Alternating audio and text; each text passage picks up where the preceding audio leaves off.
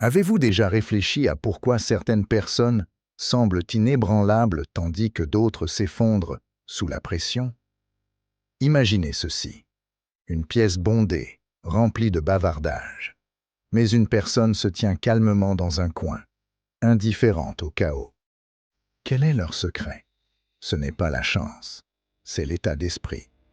Imaginez déverrouiller les vérités psychologiques cachées qui gouvernent le comportement humain. Que diriez-vous si je vous disais que comprendre ces 13 faits psychologiques pourrait transformer vos interactions et élever votre pratique stoïque? Réfléchissez-y. Chaque jour, nous naviguons dans un monde abonné aux émotions, aux attentes et aux jugements. Comment pouvons-nous nous élever au-dessus? Considérez ceci. Qu'est-ce qui pousse quelqu'un à agir de manière irrationnelle? Qu'est-ce qui garde une personne ancrée quand tout autour d'elle s'effondre? Ces questions ne sont pas uniquement académiques. Elles détiennent la clé pour maîtriser vos propres réactions. Alors que nous plongeons plus profondément, gardez l'esprit ouvert. Chaque fait est une pièce du puzzle qui révèle la danse complexe de la nature humaine. Restez attentifs, car ces insights pourraient faire la différence entre une vie réactive et une vie de but délibéré. Prêt à explorer les esprits de ceux qui vous entourent? Dévoilons les mystères ensemble. La nature de l'émotion. Les émotions sont fascinantes, n'est-ce pas? Elles nous affectent de manière que nous ne réalisons souvent même pas. Une minute, je suis sur un nuage de bonheur. Et la suivante, je lutte avec l'anxiété ou la colère. C'est presque comme si j'avais une véritable orchestre qui joue en moi, parfois en harmonie magnifique, et d'autres fois en désaccord total. Il est essentiel de reconnaître que ces émotions ne colorent pas seulement notre humeur, elles influencent fortement notre comportement et nos décisions. Lorsque je me sens confiant, je suis plus enclin à prendre des risques et à poursuivre de nouvelles opportunités. Au contraire, lorsque le doute s'installe, je pourrais éviter les défis ou refréner mes pensées. Avez-vous déjà remarqué comment les émotions peuvent nous pousser à prendre des décisions impulsives? Cela m'est certainement arrivé. Ces moments où j'agis sur un coup de tête, poussé par un élan d'excitation ou de frustration, mènent souvent à des résultats que je regrette par la suite. C'est intriguant de penser à la façon dont nos réponses émotionnelles peuvent surpasser notre raisonnement logique. Lorsque je suis en colère, par exemple, il est difficile de voir le tableau d'ensemble ou de considérer les conséquences de mes actions. Cette impulsivité peut créer un cycle où les émotions dictent les choix, qui à leur tour affectent mon état émotionnel. C'est comme être sur une montagne russe que je n'ai pas choisie. L'interaction entre émotions et prise de décision est également visible sur le lieu de travail. J'ai constaté que lorsque je me sens valorisé et apprécié, ma productivité s'envole.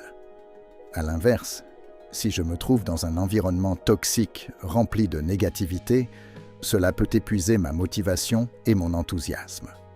Le climat émotionnel, qu'il soit positif ou critique, façonne la manière dont j'aborde mon travail et interagis avec mes collègues. Cela me fait réaliser à quel point il est crucial de cultiver des émotions positives, non seulement pour mon propre bien-être, mais aussi pour l'atmosphère collective de toute équipe. De plus, les émotions peuvent servir de signaux puissants.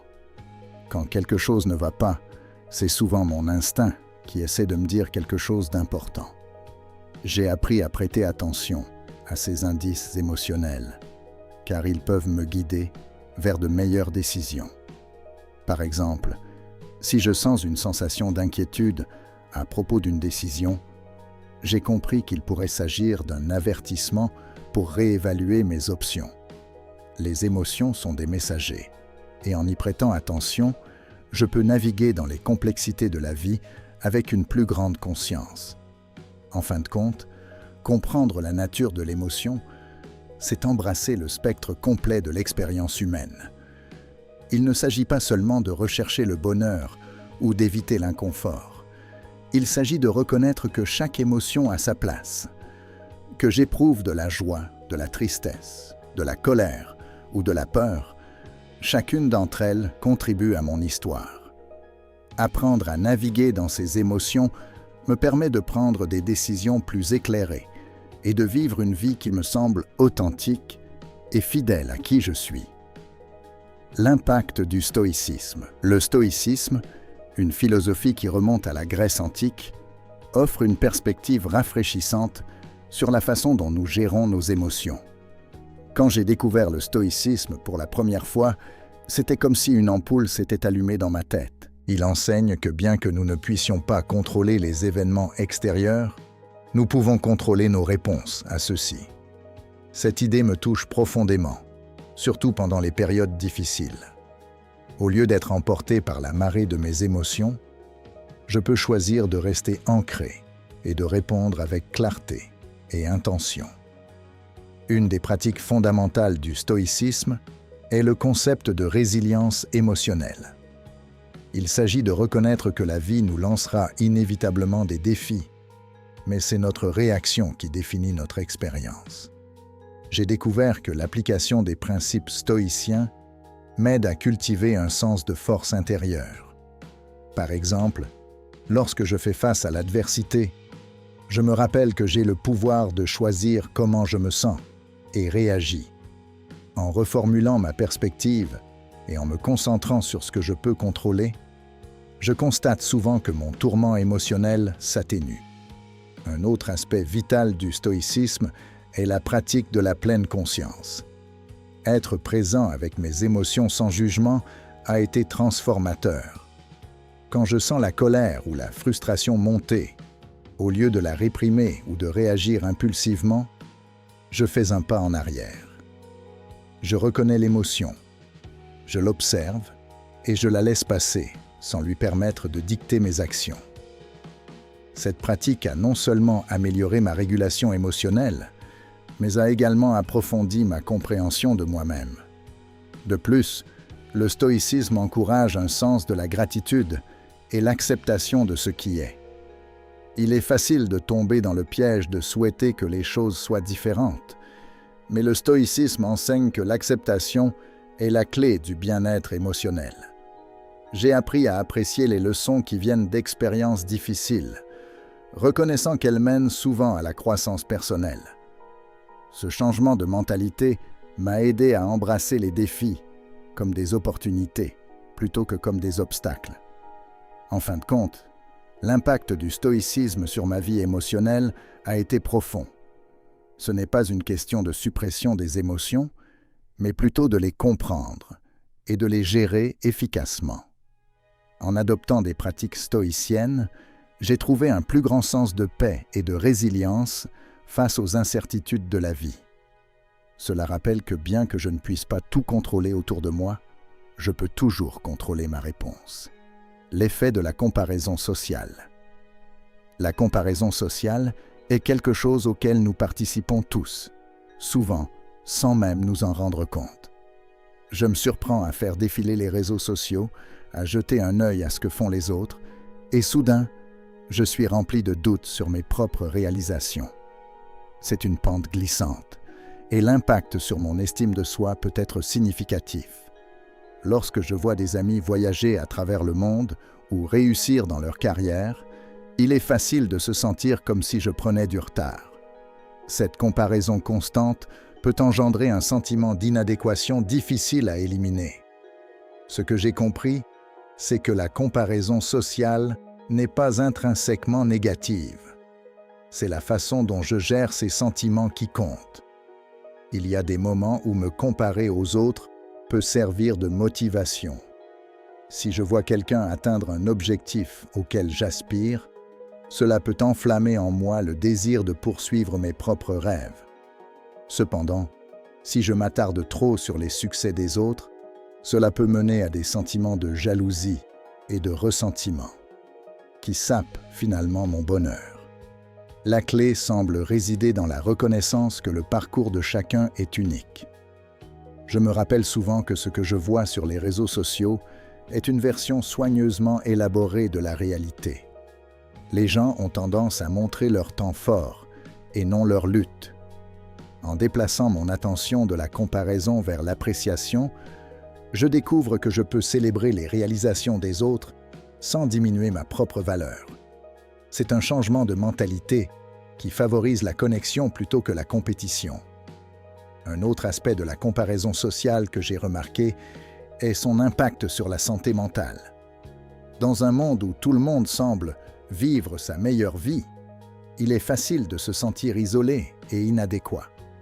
J'ai appris l'importance de m'entourer d'influences positives, des personnes qui m'élèvent et m'inspirent, plutôt que celles qui déclenchent des sentiments de jalousie. Ce changement dans mon cercle social a fait toute la différence dans ma perception de moi-même et de mes réalisations. En fin de compte, l'effet de la comparaison sociale est une double lame. Bien qu'elle puisse motiver et inspirer, elle peut également conduire à des sentiments d'inadéquation et à une faible estime de soi si elle n'est pas bien gérée. En cultivant un état d'esprit de gratitude et en reconnaissant l'unicité de mon propre parcours, je peux naviguer dans les complexités de la comparaison sociale avec plus de grâce et de résilience. L'importance de l'autocontrôle. L'autocontrôle est l'un de ces concepts qui semblent simples, mais qui sont souvent tout sauf faciles. J'ai réalisé que maîtriser l'autocontrôle est crucial pour atteindre mes objectifs personnels et maintenir des relations saines. Qu'il s'agisse de résister à la tentation d'indulgences alimentaires malsaines ou de retenir mes mots pendant une discussion animée, l'autocontrôle joue un rôle vital dans la façon dont je me comporte et dans mes expériences. Une des clés que j'ai tirées est que l'autocontrôle est comme un muscle. Il nécessite de la pratique et peut se fatiguer. Il y a des jours où je me sens fort et capable de tenir mes résolutions et de faire des choix alignés avec mes valeurs. Pourtant, d'autres jours, je me trouve à céder à des impulsions qui m'écartent de mon chemin. Reconnaître ce va-et-vient m'a aidé à faire preuve de plus de compassion envers moi-même pendant mes moments de faiblesse. Au lieu de me blâmer, j'essaie de voir les revers comme des occasions d'apprendre et de grandir. Dans les interactions sociales, l'autocontrôle est tout aussi important. J'ai remarqué que lorsque je peux retenir mes réactions immédiates, que ce soit un accès de colère ou un commentaire impulsif, je crée un espace pour un dialogue plus réfléchi. Cela renforce non seulement mes relations, mais favorise aussi un sentiment de respect et de compréhension avec les autres. Pratiquer l'autocontrôle me permet de m'engager plus profondément et avec plus de signification, plutôt que de simplement réagir sur pilote automatique. De plus, l'autocontrôle est étroitement lié à la satisfaction à long terme. Dans un monde qui privilégie souvent la gratification instantanée, j'ai découvert que l'exercice de l'autocontrôle mène à un plus grand épanouissement à long terme. Par exemple, choisir d'économiser de l'argent plutôt que de dépenser pour quelque chose d'éphémère peut conduire à un sentiment de sécurité et de réussite qui dépasse de loin le plaisir temporaire d'un achat. Il s'agit de faire des choix qui s'alignent avec mes valeurs et mes objectifs plus larges, même lorsqu'ils demandent plus d'efforts. En fin de compte, l'importance de l'autocontrôle ne saurait être exagérée. C'est une compétence qui influence chaque aspect de ma vie, du bien-être personnel aux relations interpersonnelles. En reconnaissant sa valeur et en travaillant activement pour la renforcer, je suis mieux équipé pour naviguer dans les défis de la vie et faire des choix qui mènent à une existence plus épanouissante. La perception de la douleur et de la souffrance. La douleur et la souffrance sont des expériences universelles. Pourtant, elles paraissent profondément personnelles. J'ai souvent lutté avec la façon dont je perçois la douleur, tant physique qu'émotionnelle. Il est fascinant de penser à la manière dont nos esprits interprètent ces expériences. Par exemple, quand je me cogne l'orteil, la sensation immédiate est aiguë et intense. Mais c'est mon cerveau qui amplifie cette sensation en quelque chose de plus significatif. La façon dont je perçois la douleur peut la transformer d'un simple désagrément en une profonde expérience de souffrance. Un aspect qui m'intrigue est le rôle de l'état d'esprit dans la façon dont nous vivons la douleur. Quand j'aborde l'inconfort avec une certaine appréhension, il a souvent l'air pire. Cependant, si je me rappelle que la douleur fait partie intégrante de la vie, elle tend à perdre de sa puissance sur moi. Cela s'aligne avec la philosophie stoïcienne, qui enseigne que la douleur est inévitable. Le pouvoir de la gratitude. Vous savez, il y a quelque chose de remarquable dans la gratitude que j'ai appris à apprécier au fil du temps. C'est comme un interrupteur dans votre esprit qui transforme votre perspective sur la vie. Quand je pratique consciemment la gratitude, je me retrouve à me concentrer sur les aspects positifs de mes expériences quotidiennes plutôt que sur les négatifs. C'est fascinant de voir comment ce changement d'attention peut entraîner une amélioration profonde de mon bien-être général. Je veux dire, qui aurait pensé qu'il suffit d'accuser réception des bonnes choses pour provoquer un tel effet, de bouleverser mon esprit et mon cœur? Je me souviens d'une période où je traversais une période difficile. La vie semblait pesante et j'étais accablé par le stress et l'anxiété. Un jour, un ami m'a suggéré de commencer un journal de gratitude. Au début, j'étais sceptique, pensant que c'était juste un autre de ces exercices de bonne humeur qui n'importent pas. Mais, par curiosité, j'ai décidé de l'essayer. J'ai commencé à écrire 3 choses pour lesquelles j'étais reconnaissant chaque jour, peu importe combien elles étaient petites. À ma grande surprise, cette simple pratique a commencé à alléger mon fardeau mental. J'ai commencé à remarquer des petites joies que j'avais précédemment négligées, comme la chaleur du soleil sur mon visage ou l'arôme de mon café du matin.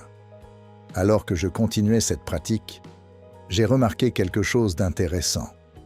La gratitude non seulement changeait mon état d'esprit, mais améliorait également mes relations. Lorsque j'exprimais ma gratitude envers les personnes qui m'entourent, cela déclenchait un sentiment de connexion.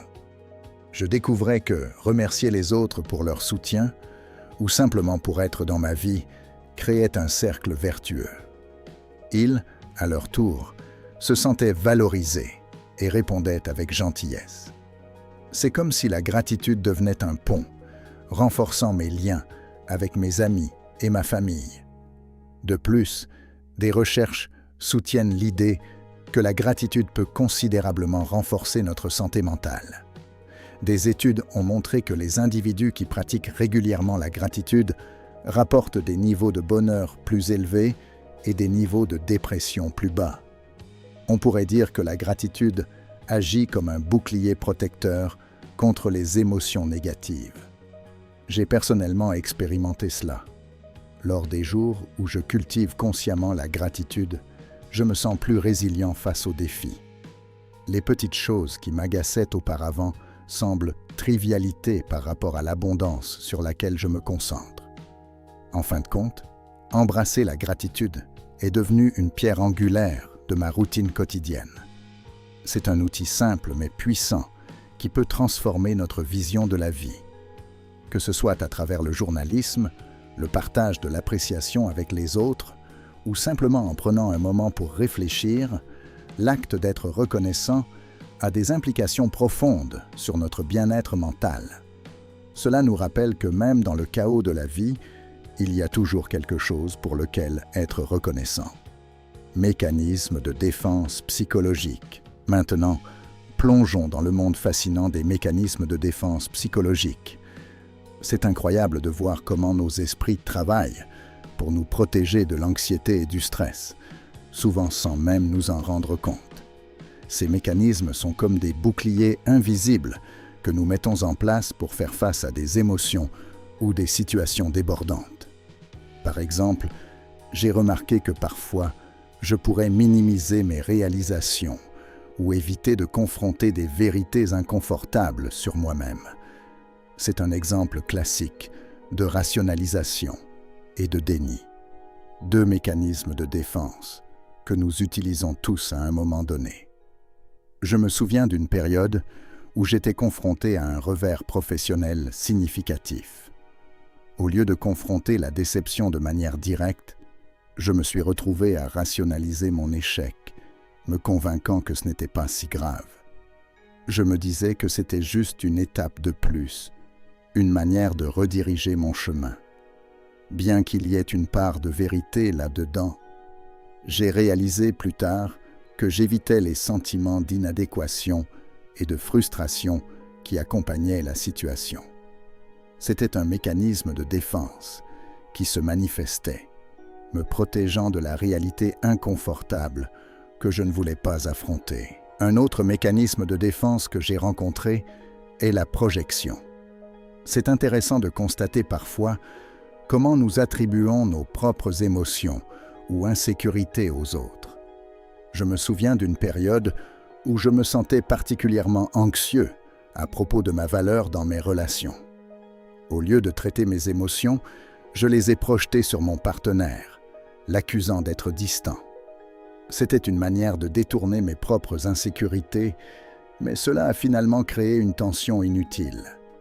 Reconnaître ce schéma a été crucial pour développer une communication plus saine avec les personnes qui me tiennent à cœur. De plus, j'ai appris que comprendre ces mécanismes de défense ne concerne pas seulement la conscience de soi. Il s'agit également de compassion. Nous avons tous nos moyens de faire face aux choses, et parfois ces mécanismes sont profondément ancrés. En prenant conscience à l'intérieur de moi et des autres, j'ai trouvé plus facile de naviguer dans les conflits et de comprendre que nous essayons tous simplement de nous protéger à notre façon. Cette réalisation a transformé la façon dont j'interagis avec ceux qui m'entourent, favorisant l'empathie et la patience. En fin de compte, ces mécanismes de défense psychologique font partie de l'être humain. Ils ont un but, même s'ils peuvent parfois nous induire en erreur. En devenant plus conscient de la manière dont ils se manifestent dans ma vie, j'ai pu confronter mes émotions plutôt que de les fuir. C'est un parcours d'autodécouverte et de croissance qui m'encourage à embrasser la vulnérabilité et l'authenticité. L'influence de l'environnement. Parlons de l'environnement et de la manière dont il façonne notre comportement et notre état d'esprit. Il est stupéfiant de réaliser à quel point les espaces que nous habitons peuvent influencer nos pensées et nos sentiments. Que ce soit l'environnement physique, comme nos maisons ou nos lieux de travail, ou les dynamiques sociales dans lesquelles nous nous engageons, ces facteurs jouent un rôle significatif dans notre bien-être émotionnel. J'ai personnellement expérimenté comment un espace encombré et chaotique peut mener à un esprit encombré. Lorsque mon environnement est organisé et accueillant, je me sens plus concentré et à l'aise. Par exemple, je travaillais dans un bureau exigu avec des lumières fluorescentes clignotantes et peu de lumière naturelle. Honnêtement, cela drainait mon énergie et ma créativité. Je me sentais plus anxieux et moins motivé. Cependant, lorsque j'ai déménagé dans un espace de travail avec de grandes fenêtres, des plantes et un agencement plus ouvert, j'ai remarqué un changement remarquable dans mon humeur. La lumière naturelle et la verdure apportaient un sentiment de calme, permettant à mes pensées de s'écouler plus librement. C'était un rappel clair de la manière dont notre environnement peut soit nous élever, soit nous peser.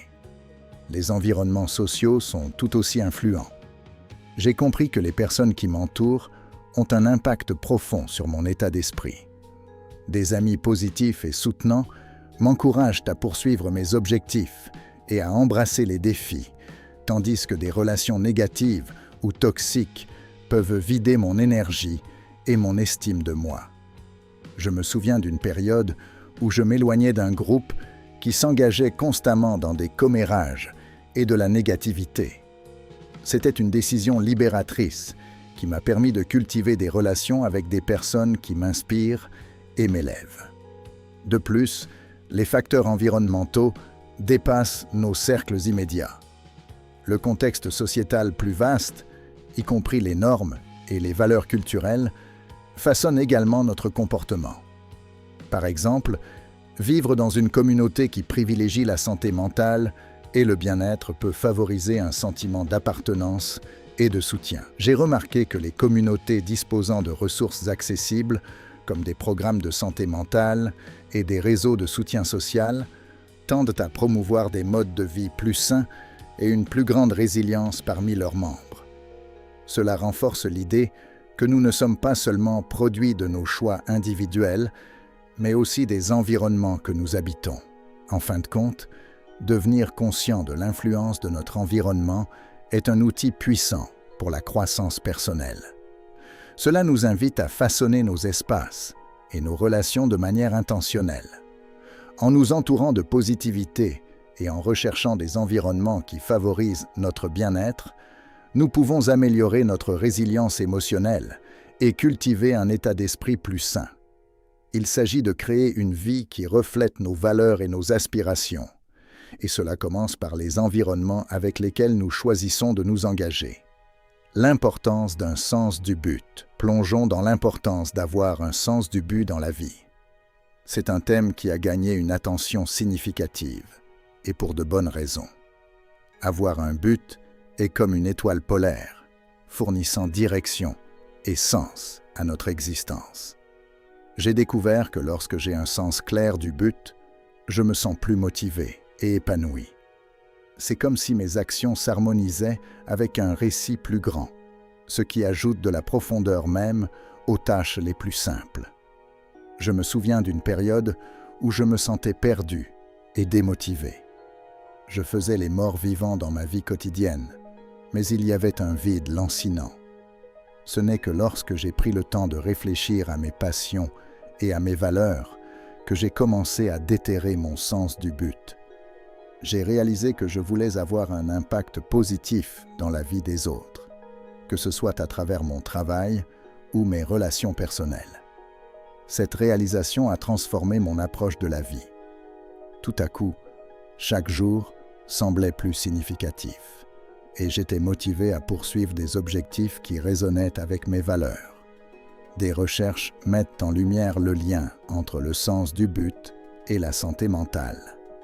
Des études ont montré que les individus ayant un sens fort du but ont tendance à ressentir des niveaux de stress et d'anxiété plus bas.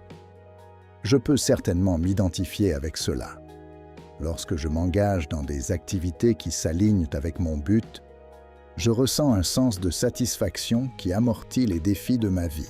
C'est comme avoir une boussole intérieure qui me guide à travers des moments difficiles, me rappelant ce qui compte vraiment. De plus, avoir un sens de but peut renforcer notre résilience. La vie est pleine de hauts et de bas, mais lorsque nous sommes ancrés par un but significatif, nous sommes mieux équipés pour naviguer à travers l'adversité. J'ai rencontré des revers dans mon parcours, mais la clarté de mon but m'a aidé à rebondir. Au lieu de voir les défis comme des obstacles insurmontables, je les considère comme des occasions de grandir et d'apprendre. Ce changement de perspective a été inestimable pour construire ma résilience et maintenir une vision positive. En fin de compte, la quête de sens est un parcours profondément personnel. Elle nécessite de l'introspection et une volonté d'explorer ce qui compte vraiment pour nous. En identifiant nos passions et en alignant nos actions avec nos valeurs, nous pouvons cultiver un sens du but qui enrichit nos vies. Cela rappelle que nous ne faisons pas que exister. Nous participons activement à un récit qui a une signification et une importance. Embrasser ce parcours peut mener à une satisfaction plus grande et à une connexion plus profonde avec nous-mêmes et le monde qui nous entoure. La psychologie de la résilience. La résilience est l'un de ces mots à la mode qui sont souvent mentionnés, n'est-ce pas? Mais plongez profondément dans ce que cela signifie réellement et pourquoi cela importe. Au cœur de la résilience se trouvent les caractéristiques psychologiques qui permettent à un individu de rebondir après l'adversité. Pensez-y comme à un élastique émotionnel. Plus vous l'étirez, plus il peut devenir fort. Mais tout le monde n'a pas le même niveau de résilience, et c'est là que les choses deviennent intéressantes. Certaines personnes semblent avoir une capacité innée à gérer les revers, tandis que d'autres ont du mal à faire face. Un aspect clé de la résilience est l'adaptabilité. Il s'agit de la flexibilité que vous pouvez avoir lorsque l'inattendu survient. Par exemple, je me souviens d'une fois où j'ai rencontré un revers professionnel significatif. Au lieu de sombrer dans l'apitoiement sur moi-même, j'ai fait un pas en arrière et j'ai évalué ce que je pouvais apprendre de l'expérience. J'ai compris que ma capacité à m'adapter et à trouver de nouvelles opportunités provenait de ma résilience. Il ne s'agit pas seulement d'endurer des difficultés, il s'agit aussi de transformer ces expériences en quelque chose de positif. Un autre facteur important est le soutien social. Établir un réseau d'amis et de familles qui peuvent fournir un soutien émotionnel est crucial. J'ai souvent constaté que simplement parler de mes luttes avec quelqu'un de confiance peut alléger mon fardeau émotionnel. L'acte de partager m'aide à traiter ce que je ressens et conduit souvent à de nouvelles perspectives. Cette connexion sociale favorise un sentiment d'appartenance, ce qui est vital pour développer la résilience. Lorsque vous savez que vous n'êtes pas seul, il devient plus facile d'affronter les défis de la vie. De plus, la résilience est étroitement liée à un état d'esprit de croissance. Ce concept, popularisé par la psychologue Carol Dweck, souligne la croyance que les capacités et l'intelligence peuvent se développer par l'effort et l'apprentissage. J'ai vu comment adopter un état d'esprit de croissance peut changer ma perception des échecs. Au lieu de les voir comme des dead ends, j'ai commencé à les considérer comme des étapes vers la croissance personnelle. Ce changement de perspective est épanouissant et favorise la résilience face aux revers. Enfin, pratiquer la compassion envers soi-même joue un rôle significatif dans la résilience. Lorsque nous sommes durs envers nous-mêmes pendant des moments difficiles, cela n'ajoute qu'à notre détresse. Apprendre à me traiter avec gentillesse et compréhension, tout comme je le ferais pour un ami, a fait une énorme différence dans la façon dont je me remets des adversités. La compassion pour soi permet de reconnaître mes ressentis sans jugement, créant un paysage émotionnel plus sain qui favorise la résilience. Le rôle de la vulnérabilité. La vulnérabilité est souvent considérée comme une faiblesse, mais laissez-moi vous dire, c'est l'un des outils les plus puissants dont nous disposons dans notre trousseau émotionnel. Accepter nos vulnérabilités peut mener à des connexions plus profondes avec les autres.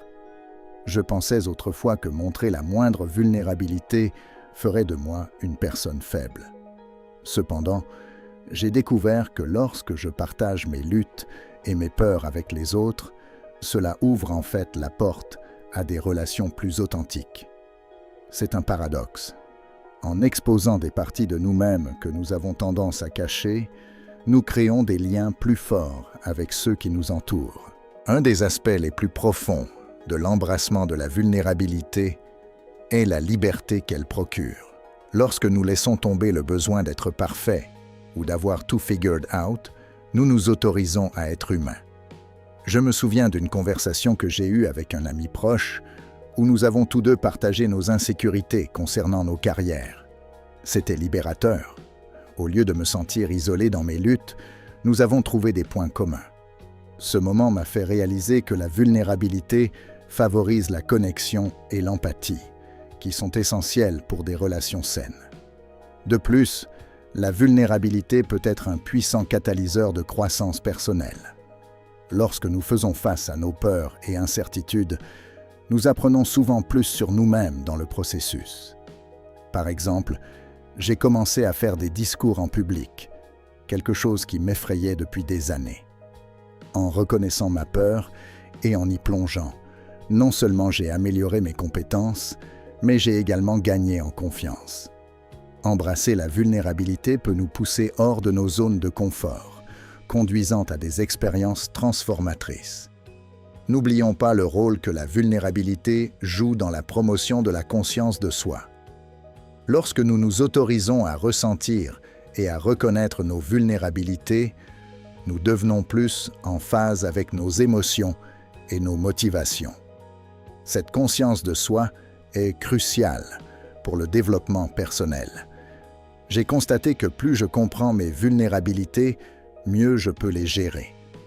C'est comme faire lumière sur les coins sombres de mon âme, révélant des insights qui m'aident à grandir. Enfin, embrasser la vulnérabilité dans nos interactions peut mener à un monde plus compatissant. Lorsque nous normalisons la conversation sur la vulnérabilité, nous créons une culture où les gens se sentent en sécurité pour exprimer leur véritable soi. J'ai remarqué que les communautés qui encouragent les discussions ouvertes sur les luttes et les peurs sont souvent plus solidaires et compréhensives. En nous permettant d'être vulnérables, nous inspirons les autres à faire de même, créant un effet d'entraînement de compassion et de connexion. L'illusion du contrôle. L'illusion du contrôle. C'est un concept délicat, n'est-ce pas? Nous passons souvent notre vie à penser que nous pouvons gérer chaque petit détail, mais la vérité est que de nombreux facteurs échappent à notre contrôle. J'ai passé d'innombrables heures à essayer de contrôler les résultats de ma vie, seulement pour réaliser à quel point cet effort peut être futile. Cette quête incessante du contrôle conduit souvent à l'anxiété et au stress. Plus nous nous accrochons à l'idée que nous pouvons dicter chaque aspect de notre vie, plus nous nous préparons à des déceptions. Une des leçons que j'ai apprises est que l'acceptation est un antidote puissant à l'anxiété qui découle de tenter de contrôler l'incontrôlable.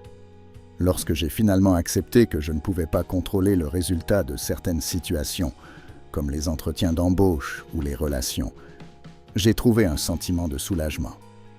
Plutôt que d'obséder sur ce qui pourrait mal tourner, je me concentre sur ce que je peux faire dans le moment présent.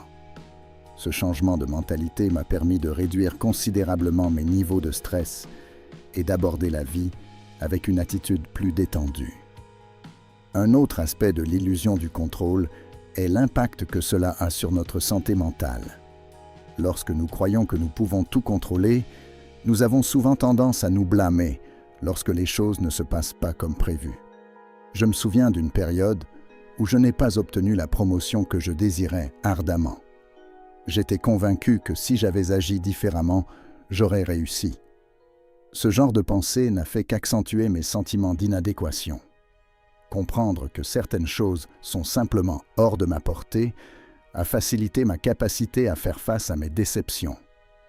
Fait intéressant, l'illusion du contrôle peut également affecter nos relations. Lorsque nous essayons de contrôler comment les autres se sentent ou se comportent, cela les repousse souvent.